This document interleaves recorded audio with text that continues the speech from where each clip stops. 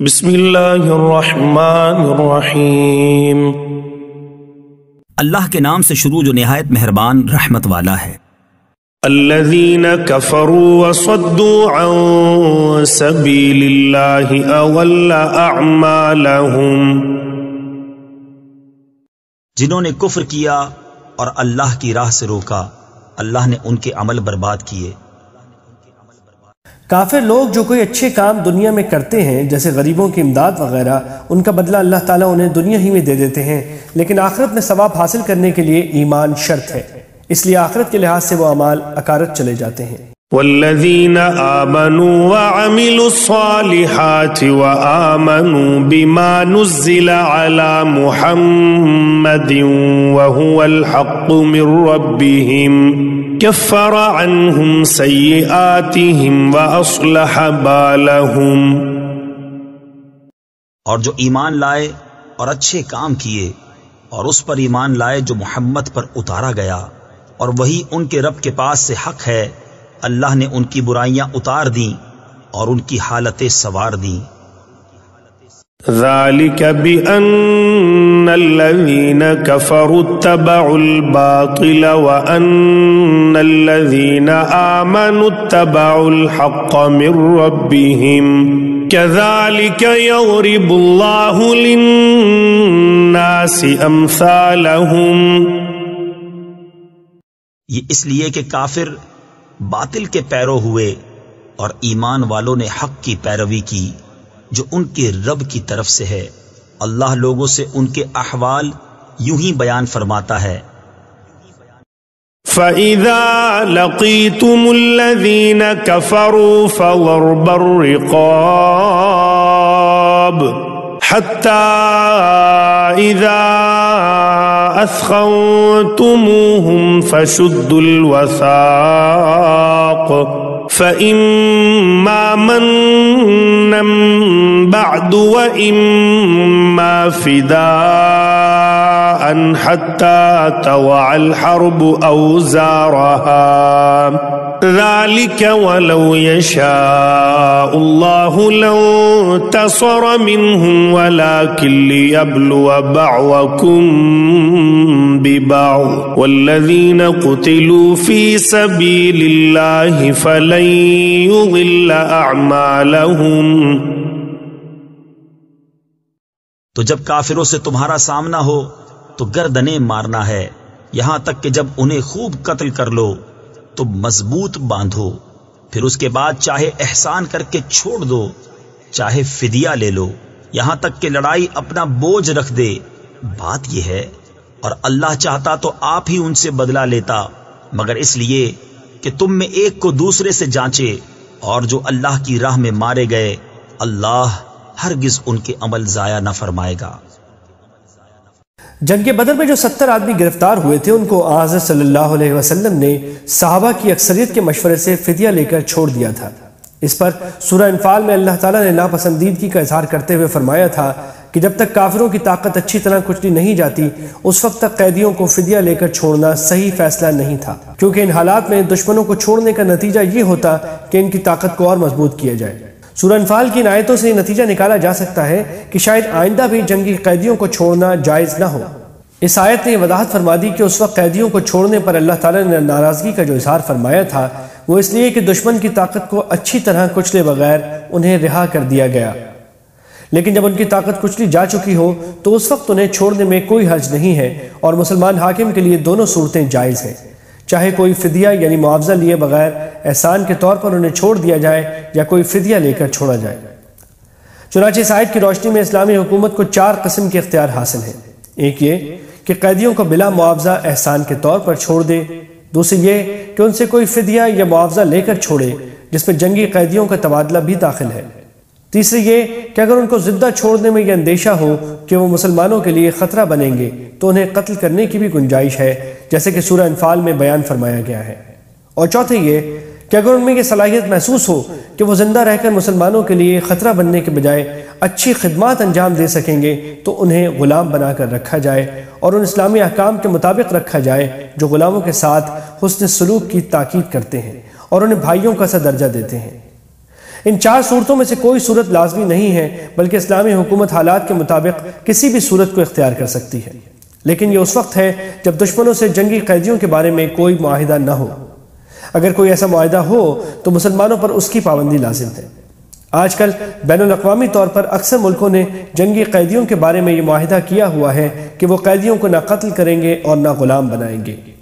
جو ممالک اس معاہدے میں شریک ہیں اور جب تک شریک ہیں ان کے لیے اس کی پابندی شرعاً بھی لازم ہے۔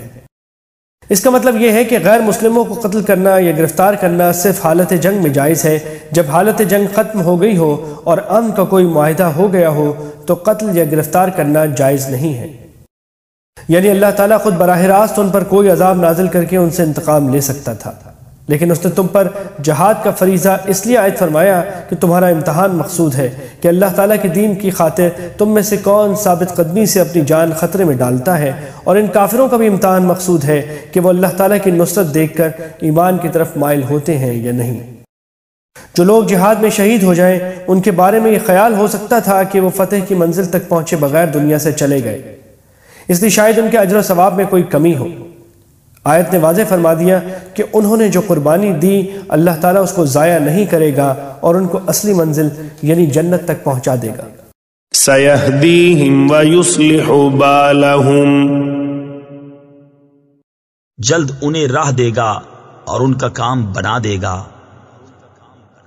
وَيُدْخِلُهُمُ الْجَنَّةَ عَرَّفَهَا لَهُمْ، اور انہیں جنت میں لے جائے گا، انہیں اس کی پہچان کرا دی ہے۔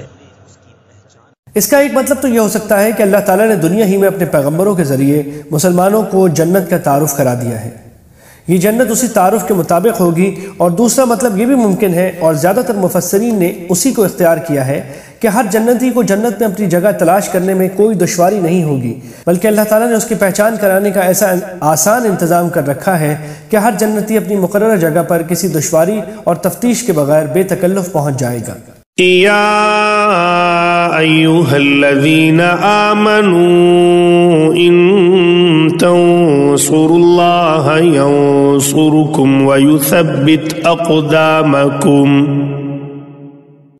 اے ایمان والو، اگر تم دین خدا کی مدد کرو گے اللہ تمہاری مدد کرے گا اور تمہارے قدم جما دے گا۔ والذین کفروا فتعسا لهم واضل اعمالهم، اور جنہوں نے کفر کیا تو ان پر تباہی پڑے اور اللہ ان کے اعمال برباد کرے۔ ذلك بأنهم كرهوا ما أنزل الله فأحبط أعمالهم، یہ اس لیے کہ انہیں ناگوار ہوا جو اللہ نے اتارا تو اللہ نے ان کا کیا دھرا اکارت کیا۔ أفلم يسيروا في الأرض فينظروا كيف كان عاقبة الذين من قبلهم دمر الله عليهم وللكافرين أمثالها، تو کیا انہوں نے زمین میں سفر نہ کیا کہ دیکھتے ان سے اگلوں کا کیسا انجام ہوا؟ اللہ نے ان پر تباہی ڈالی اور ان کافروں کے لیے بھی ویسی کتنی ہی ہیں۔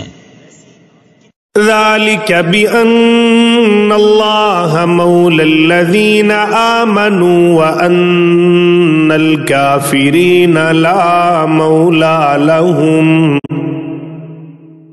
یہ اس لیے کہ مسلمانوں کا مولا اللہ ہے اور کافروں کا کوئی مولا نہیں۔ ان اللہ يدخل الذین آمنوا وعملوا الصالحات جنات تجری من تحتها الانہار والذین كفروا يتمتعون ويأكلون كما تأكل الأنعام والنار مثوى لهم، بے شک اللہ داخل فرمائے گا انہیں جو ایمان لائے اور اچھے کام کیے باغوں میں جن کے نیچے نہریں رواں، اور کافر برتتے ہیں اور کھاتے ہیں جیسے چوپائے کھائیں، اور آگ میں ان کا ٹھکانہ ہے۔ وَكَأَيِّن مِّن قَرْيَةٍ هِيَ أَشَدُّ قُوَّةً مِّن قَرْيَتِكَ الَّتِي أَخْرَجَتْكَ أَهْلَكْنَاهُمْ فَلَا نَاصِرَ لَهُمْ۔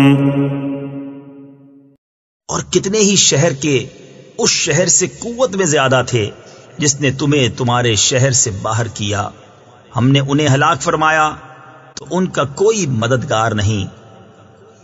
مکہ مکرمہ کے کافروں نے حضرت صلی اللہ علیہ وسلم کو اپنا گھر بار چھوڑ کر مکہ مکرمہ سے نکلنے پر جو مجبور کیا تھا اس کی طرف اشارہ ہے، اور فرمایا جا رہا ہے کہ ان کی اس کارروائی سے کوئی یہ نہ سمجھے کہ وہ لوگ طاقتور ہونے کی وجہ سے حضرت صلی اللہ علیہ وسلم پر غالب آ گئے ہیں۔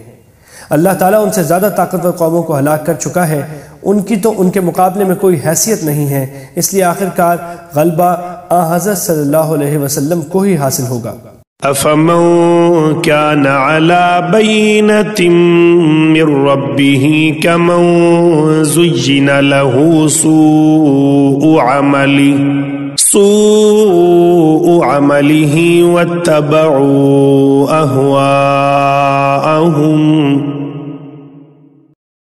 تو کیا جو اپنے رب کی طرف سے روشن دلیل پر ہو اس جیسا ہوگا جس کے برے عمل اسے بھلے دکھائے گئے اور وہ اپنی خواہشوں کے پیچھے چلے۔ مثل الجنة التي وعد المتقون فيها أنهار من ماء غير آسن وأنهار من لبن لم يتغير طعمه وأنهار من خمر لذة للشاربين وأنهار من عسل مصفى وَلَهُمْ فِيهَا مِن كُلِّ الثَّمَرَاتِ وَمَغْفِرَةٌ مِّن رَّبِّهِمْ كَمَنْ هُوَ خَالِدٌ فِي النَّارِ وَسُقُوا مَاءً حَمِيمًا فَقَطَّعَ أَمْعَاءَهُمْ۔ احوال اس جنت کا جس کا وعدہ پرہیزگاروں سے ہے، اس میں ایسی پانی کی نہریں ہیں جو کبھی نہ بگڑے، اور ایسے دودھ کی نہریں ہیں جس کا مزہ نہ بدلا، اور ایسی شراب کی نہریں ہیں جس کے پینے میں لذت ہے، اور ایسی شہد کی نہریں ہیں جو صاف کیا گیا، اور ان کے لیے اس میں ہر قسم کے پھل ہیں اور اپنے رب کی مغفرت۔ کیا ایسے چین والے ان کے برابر ہو جائیں گے جنہیں ہمیشہ آگ میں رہنا اور انہیں کھولتا پانی پلایا جائے کہ آنتوں کے ٹکڑے ٹکڑے کر دے۔ وَمِنْهُمْ مَنْ يَسْتَمِعُ إِلَيْكَ حَتَّى إِذَا خَرَجُوا مِنْ عِنْدِكَ قَالُوا لِلَّذِينَ أُوتُوا الْعِلْمَ مَاذَا قَالَ آنِفًا أُولَئِكَ الَّذِينَ طَبَعَ اللَّهُ عَلَى قُلُوبِهِمْ وَاتَّبَعُوا أَهْوَاءَهُمْ۔ اور ان میں سے بعض تمہارے ارشاد سنتے ہیں یہاں تک کہ جب تمہارے پاس سے نکل کر جائیں علم والوں سے کہتے ہیں ابھی انہوں نے کیا فرمایا۔ یہ ہیں وہ جن کے دلوں پر اللہ نے مہر کر دی اور اپنی خواہشوں کے تابع ہوئے۔ یہ منافقین کا ذکر ہے، وہ حضرت صلی اللہ علیہ وسلم کے مجلس میں بیٹھ کر ظاہر تو یہ کرتے تھے کہ وہ آپ کی باتیں سن رہے ہیں، لیکن باہر نکل کر دوسروں سے پوچھتے تھے کہ آپ نے کیا بات فرمائی تھی۔ اس کا مطلب یہ تھا کہ ہم نے مجلس میں بیٹھ کر توجہ سے آپ کی بات نہیں سنی، اور شاید آپس میں ایک دوسرے کو یہ جتانا بھی مقصود ہو کہ ہم حضرت صلی اللہ علیہ وسلم کی باتوں کو معاذ اللہ قابل توجہ نہیں سمجھتے۔ والذین اہتدوا زادہم ہدی وآتاہم تقواہم، اور جنہوں نے راہ پائی اللہ نے ان کی ہدایت اور زیادہ فرمائی اور ان کی پرہیزگاری انہیں عطا فرمائی۔ فَهَلْ يَنظُرُونَ إِلَّا السَّاعَةَ أَن تَأْتِيَهُم بَغْتَةً فقد جاء أشراطها فأنى لهم إذا جاءتهم ذكراهم. تو کاہے کے انتظار میں ہیں مگر قیامت کے کہ ان پر اچانک آ جائے کہ اس کی علامتیں تو آ ہی چکی ہیں، پھر جب وہ آ جائے گی تو کہاں وہ اور کہاں ان کا سمجھنا. فاعلم أنه لا إله إلا الله واستغفر لذنبك وللمؤمنين والمؤمنات والله يعلم متقلبكم ومثواكم. تو جان لو کہ اللہ کے سوا کسی کی بندگی نہیں، اور اے محبوب اپنے خاصوں اور عام مسلمان مردوں اور عورتوں کے گناہوں کی معافی مانگو، اور اللہ جانتا ہے دن کو تمہارا پھرنا اور رات کو تمہارا آرام لینا. حضور اکرم صلی اللہ علیہ وسلم گناہوں سے معصوم تھے، آپ سے گناہ کا کوئی کام ہو ہی نہیں سکتا تھا، لیکن آپ کی کسی رائے کے بارے میں اللہ تعالیٰ نے یہ فرمایا ہے کہ وہ آپ کے مقام بلند کے مناسب نہیں تھی. مثلا جنگ بدر کے قیدیوں کے بارے میں آپ کا فیصلہ جس کا ذکر سورہ انفال میں گزرا ہے، نیز بشری تقاضے سے کبھی کبھی آپ سے نماز کی رکعتوں وغیرہ میں بھول بھی ہوئی. اسی قسم کی باتوں کو یہاں قصور سے تعبیر فرمایا گیا ہے، اور در حقیقت اس میں آپ کی امت کو یہ تعلیم دی گئی ہے کہ جب حضرت صلی اللہ علیہ وسلم ایسی چھوٹی چھوٹی باتوں پر بھی جو گناہ نہیں ہیں استغفار فرماتے ہیں تو امت کے لوگوں کو اپنے ہر چھوٹے بڑے گناہ پر اور زیادہ اہتمام کے ساتھ استغفار کرنا چاہیے. وَيَقُولُ الَّذِينَ آمَنُوا لَوْلَا نُزِّلَتْ سُورَةٌ فَإِذَا أُنزِلَتْ سُورَةٌ مُحْكَمَةٌ وَذُكِرَ فِيهَا الْقِتَالُ رَأَيْتَ الَّذِينَ فِي قُلُوبِهِم مَّرَضٌ ينظرون إليك نظر المغشي عليه من الموت فأولى لهم. اور مسلمان کہتے ہیں کوئی صورت کیوں نہ اتاری گئی، پھر جب کوئی پختہ صورت اتاری گئی اور اس میں جہاد کا حکم فرمایا گیا تو تم دیکھو گے انہیں جن کے دلوں میں بیماری ہے کہ تمہاری طرف اس کا دیکھنا دیکھتے ہیں جس پر مردنی چھائی ہو، تو ان کے حق میں بہتر یہ تھا. صحابہ کرام رضی اللہ تعالی عنہم کو قرآن کریم سے عشق تھا، اس لیے انہیں ہمیشہ یہ اشتیاق رہتا تھا کہ کوئی نئی صورت نازل ہو. خاص طور پر جو حضرات جہاد کے مشتاق تھے انہیں یہ انتظار تھا کہ کسی نئی صورت کے ذریعے انہیں جہاد کی اجازت ملے. منافق لوگ بھی ان کی دیکھا دیکھی کبھی اس خواہش کا اظہار کر دیتے ہوں گے، لیکن جب جہاد کی آیتیں آئیں تو ان کے سارے اشتیاق کی قلعی کھل گئی. اللہ تعالیٰ فرماتے ہیں کہ زبانی شوق ظاہر کرنے کا کیا فائدہ، جب وقت آئے اس وقت اگر اللہ تعالیٰ کے ساتھ کیے ہوئے وعدے کو سچا کر دکھائیں تو ان کے حق میں بہتر ہو. طاعة وقول معروف فإذا عزم الأمر فلو صدقوا الله لكان خيرا لهم. کہ فرما برداری کرتے اور اچھی بات کہتے، پھر جب حکم ناطق ہو چکا تو اگر اللہ سے سچے رہتے تو ان کا بھلا تھا. فَهَلْ عَسَيْتُمْ إِن تَوَلَّيْتُمْ أَن تُفْسِدُوا فِي الْأَرْضِ وَتُقَطِّعُوا أَرْحَامَكُمْ.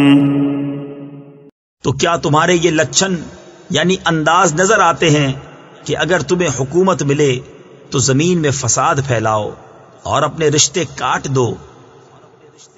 جہاد کا ایک مقصد یہ ہے کہ اس کے ذریعے دنیا میں انصاف قائم ہو اور غیر اسلامی حکومتوں کے ذریعے جو ظلم اور فساد پھیلا ہوا ہے اس کا خاتمہ ہو. اللہ تعالیٰ فرما رہے ہیں کہ اگر تم جہاد سے منہ موڑ لو گے تو دنیا میں فساد پھیلے گا اور اللہ تعالیٰ کے احکام سے روگردانی کے نتیجے میں ظلم اور ناانصافی کا دورہ ہوگا، جس کی ایک شکل یہ ہے کہ رشتہ داریوں کے حقوق پامال ہوں. أولئك الذين لعنهم الله فأصمهم وأعمى أبصارهم. یہ ہیں وہ لوگ جن پر اللہ نے لعنت کی اور انہیں حق سے بہرا کر دیا اور ان کی آنکھیں پھوڑ دیں. افلا يتدبرون القرآن ام على قلوب اقفالها، تو کیا وہ قرآن کو سوچتے نہیں یا بعض دلوں پر ان کے قفل لگے ہیں؟ ان الذين ارتدوا على ادبارهم من بعد ما تبين لهم الهدى الشيطان سول لهم واملى لهم. بے شک وہ جو اپنے پیچھے پلٹ گئے بعد اس کے کہ ہدایت ان پر کھل چکی تھی، شیطان نے انہیں فریب دیا اور انہیں دنیا میں مدتوں رہنے کی امید دلائی. ذلك بأنهم قالوا للذين كرهوا ما نزل الله سنطيعكم في بعض الأمر والله يعلم إسرارهم. یہ اس لیے کہ انہوں نے کہا ان لوگوں سے جنہیں اللہ کا اتارا ہوا ناگوار ہے، ایک کام میں ہم تمہاری مانیں گے اور اللہ ان کی چھپی ہوئی جانتا ہے. فكيف إذا توفتهم الملائكة يضربون وجوههم وأدبارهم. تو کیسا ہوگا جب فرشتے ان کی روح قبض کریں گے ان کے منہ اور ان کی پیٹھیں مارتے ہوئے. ذلك بأنهم اتبعوا ما أسخط الله وكرهوا رضوانه فأحبط أعمالهم. یہ اس لیے کہ وہ ایسی بات کے تابع ہوئے جس میں اللہ کی ناراضی ہے اور اس کی خوشی انہیں گوارا نہ ہوئی تو اس نے ان کے اعمال اکارت کر دیے. ام حسب الذين في قلوبهم مرض ان لن يخرج الله اضغانهم. کیا جن کے دلوں میں بیماری ہے اس گھمنڈ میں ہے کہ اللہ ان کے چھپے بیر یعنی چھپی دشمنی ظاہر نہ فرمائے گا. ولو نشاء لأريناكهم فلعرفتهم بسيماهم ولتعرفنهم في لحن القول والله يعلم أعمالكم. اور اگر ہم چاہیں تو تمہیں ان کو دکھا دیں کہ تم ان کی صورت سے پہچان لو، اور ضرور تم انہیں بات کے اسلوب میں پہچان لوگے، اور اللہ تمہارے عمل جانتا ہے. وَلَنَبْلُوَنَّكُمْ حَتَّى نَعْلَمَ الْمُجَاهِدِينَ مِنْكُمْ وَالصَّابِرِينَ وَنَبْلُوَ أَخْبَارَكُمْ. اور ضرور ہم تمہیں جانچیں گے یہاں تک کہ دیکھ لیں تمہارے جہاد کرنے والوں اور صابروں کو، اور تمہاری خبریں آزما لیں. ان الذين كفروا وصدوا عن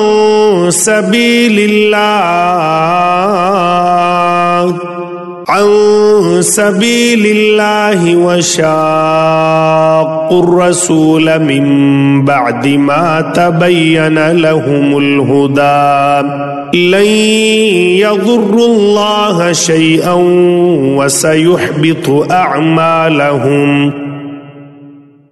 بے شک وہ جنہوں نے کفر کیا اور اللہ کی راہ سے روکا اور رسول کی مخالفت کی بعد اس کے کہ ہدایت ان پر ظاہر ہو چکی تھی، وہ ہرگز اللہ کو کچھ نقصان نہ پہنچائیں گے، اور بہت جلد اللہ ان کا کیا دھرا اکارت کر دے گا. اس کے معنی یہ بھی ہو سکتے ہیں کہ وہ جو سازشیں اللہ تعالیٰ کے دین کے خلاف کر رہے ہیں اللہ تعالیٰ ان کو ملیہ میٹ کر دے گا. اور وہ مطلب بھی ہو سکتا ہے جو سورت کی پہلی آیت میں فرمایا گیا تھا کہ ان کے جو کوئی اچھے کام ہیں آخرت میں ان پر کوئی ثواب نہیں ملے گا.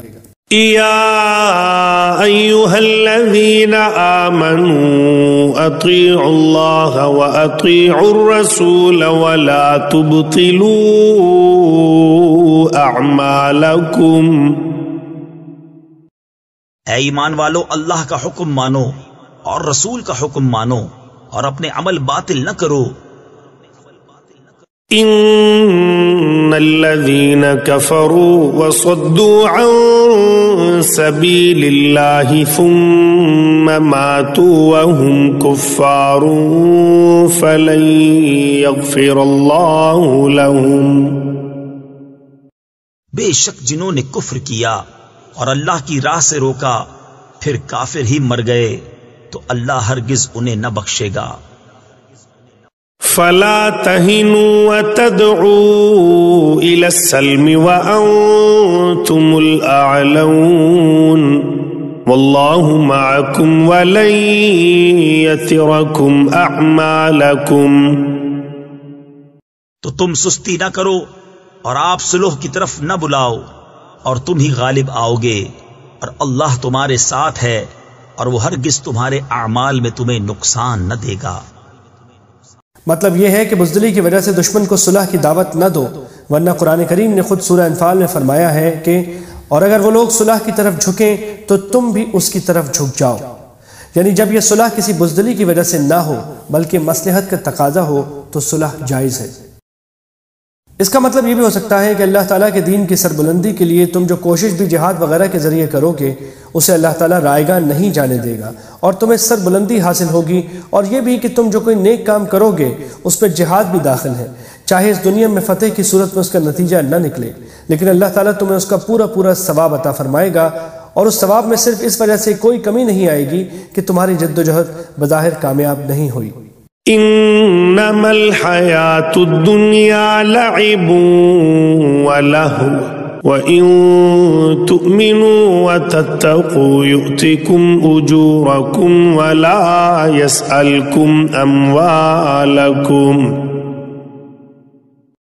دنیا کی زندگی تو یہی کھیل کود ہے، اور اگر تم ایمان لاؤ اور پرہیزگاری کرو تو وہ تم کو تمہارے ثواب عطا فرمائے گا اور کچھ تم سے تمہارے مال نہ مانگے گا. يَسْأَلْكُمُوهَا فَيُحْفِكُمْ تَبْخَلُوا وَيُخْرِجْ أَضْغَانَكُمْ. اگر انہیں تم سے طلب کرے اور زیادہ طلب کرے تم بخل کرو گے اور وہ بخل تمہارے دلوں کے میل ظاہر کر دے گا. اطاعت کا اصل تقاضا تو یہ تھا کہ اگر اللہ تعالیٰ تمہیں یہ حکم دیں کہ اپنا سارا مال اللہ تعالیٰ کے راستے میں خرچ کر دو تو تم اس پر بھی خوشی سے راضی رہو، لیکن اللہ تعالیٰ کو معلوم ہے کہ تم اس حکم کو برداشت نہیں کر سکو گے اور اس سے تمہارے دلوں میں ناپسندیدگی پیدا ہوگی، اس لیے اللہ تعالیٰ ایسا حکم نہیں دیتے. البتہ تمہارے مال کا کچھ حصہ وہ خود تمہارے فائدے کے لیے جہاد میں خرچ کرنے کو کہہ رہا ہے، اپنے فائدے کے لیے نہیں، چنانچہ اس سے تمہیں بخل نہیں کرنا چاہیے. ہا انتم هؤلاء تدعون لتنفقوا في سبيل الله فمنكم من يبخل ومن يبخل فإنما يبخل عن نفسه والله الغني وأنتم الفقراء وإن تتولوا يستبدل قوما غيركم ثم لا يكونوا أمثالكم. ہاں یہ جو تم ہو بلائے جاتے ہو کہ اللہ کی راہ میں خرچ کرو تو تم میں کوئی بخل کرتا ہے، اور جو بخل کرے وہ اپنی ہی جان پر بخل کرتا ہے، اور اللہ بے نیاز ہے اور تم سب محتاج. اور اگر تم منہ پھیرو تو وہ تمہارے سوا اور لوگ بدل لے گا، پھر وہ تم جیسے نہ ہوں گے. اس لیے کہ اگر اللہ تعالیٰ کے حکم کے مطابق خرچ کرنے سے بخل کرو گے تو اس کا نقصان تم ہی کو پہنچے گا. اول تو اس لیے کہ اس کے نتیجے میں جہاد نہ ہو سکے گا اور دشمن غالب آ جائے گا، یا مثلاً زکوٰۃ نہ دینے کی صورت میں فقر و فاقہ عام رہے گا، اور دوسرے اس لیے کہ آخرت میں اللہ تعالیٰ کی نافرمانی کا وبال بھگتنا پڑے گا.